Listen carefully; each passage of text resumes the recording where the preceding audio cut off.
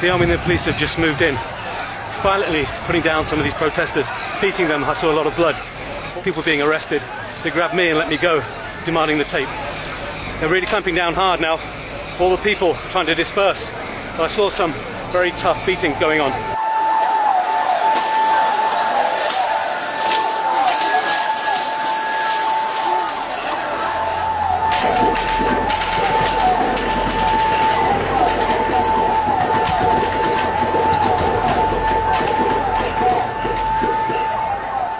It started as a protest over fuel subsidies. It became a popular uprising against the generals and their policy of oppression. Throughout Myanmar, hundreds of thousands of people took to the streets calling for freedom and democracy. Such gatherings hadn't been seen here for nearly 20 years. The focal point was the former capital, Yangon.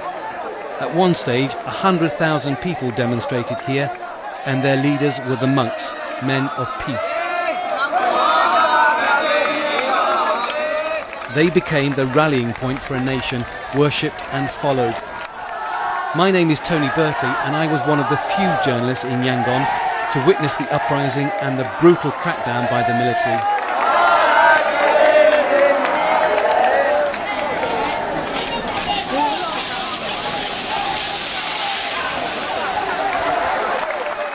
The world was moved by scenes like these, but being down there on the streets, among the thousands, you could see the spirit and feel the exhilaration of ordinary people who believed they could throw off the yoke of military rule.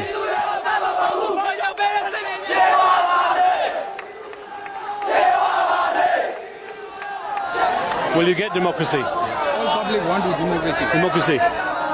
The soldier, they are trying to kill the many people that see, they shoot. No democracy here. No democracy. No democracy. No democracy. No democracy. We want democracy. Very, very dangerous government. They always understand me. Yeah. They always lie. They were shooting here before. Yeah. Anyone hurt? Anyone hurt?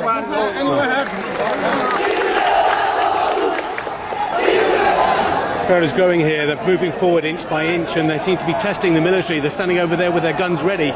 It's anyone's guess what's going to happen.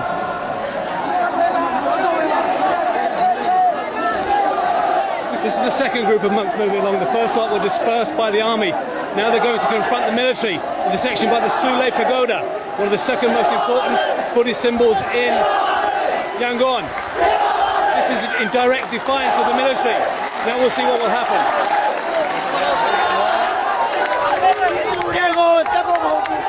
For a little while, nothing happened. The ranks of the protesters swelled.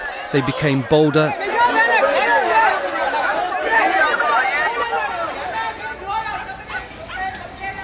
But it wasn't to last.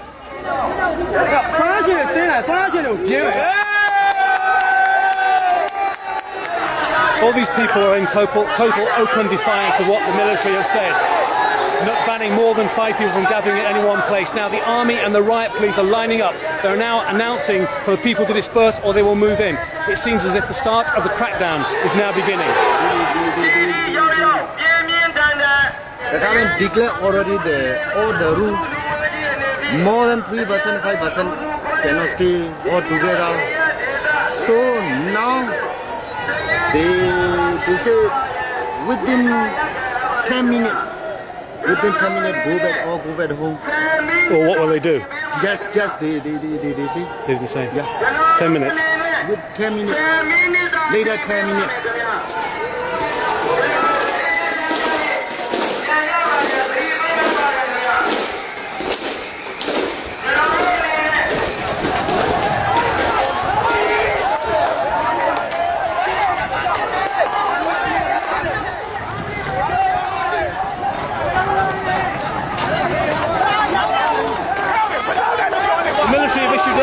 Now the public are responding. They're getting the bricks ready. It seems as if they intend to fight.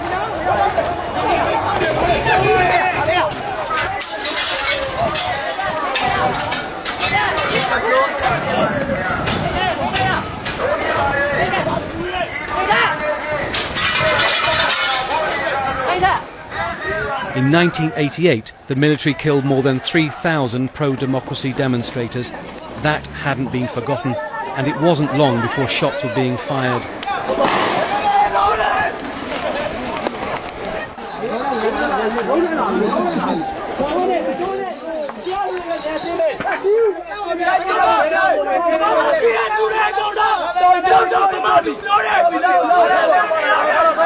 The monks are now on a head-on course for confrontation with the military. They've been warned that gatherings of more than 5 people will be not tolerated. They're heading directly now to the Sule Pagoda, where the military have a bank. I can hear gunfire going off now. Excitement is rising. There's cheering. Machine gun is being fired now. Army and police fired tear gas, rubber bullets and live rounds.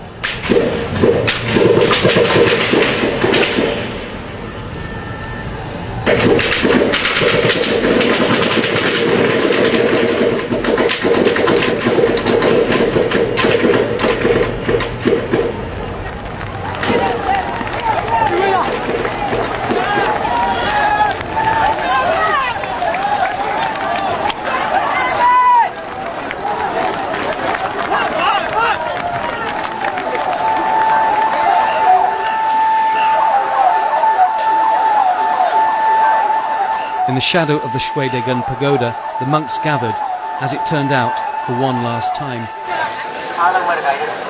They had megaphones to shout out their message for peace and calm.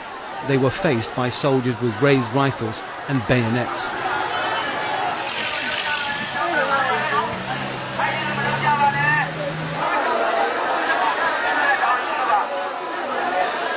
It was monks who tried to keep a tense situation calm. Monks who begged the police and soldiers for restraint. Normally, Buddhists go on their knees before monks. There was no pretense of respect any longer.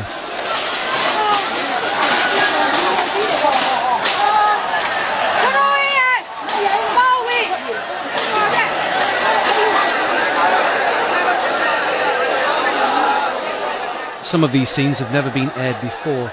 It shows how ruthless the security forces were. Myanmar's foreign minister had told the UN Security Council that police and army exercised restraint. These scenes prove otherwise.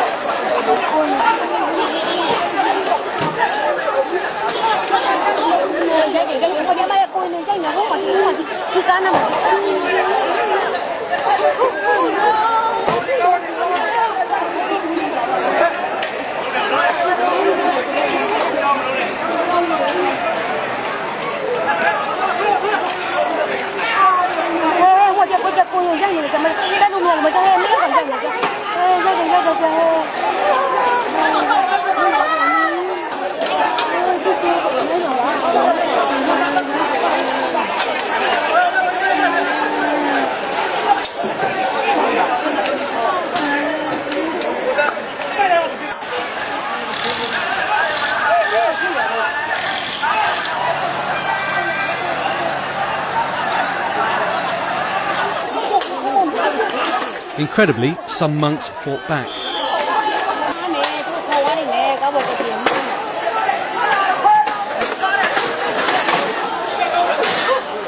Others escaped during the confusion.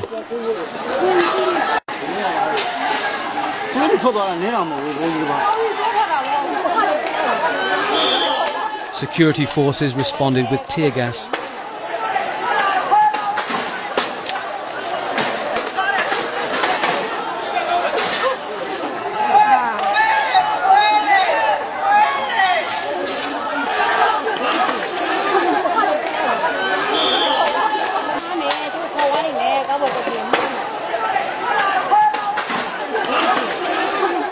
Clashes broke out all over the city. Volleys of shots were fired around us and over our heads.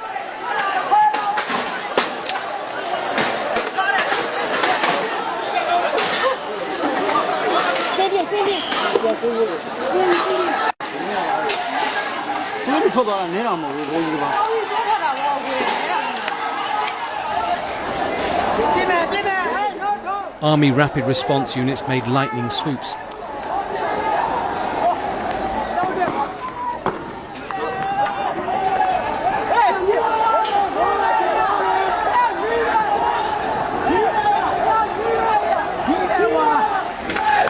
Well, running, the army's coming. I think I'll start firing in a minute, I think.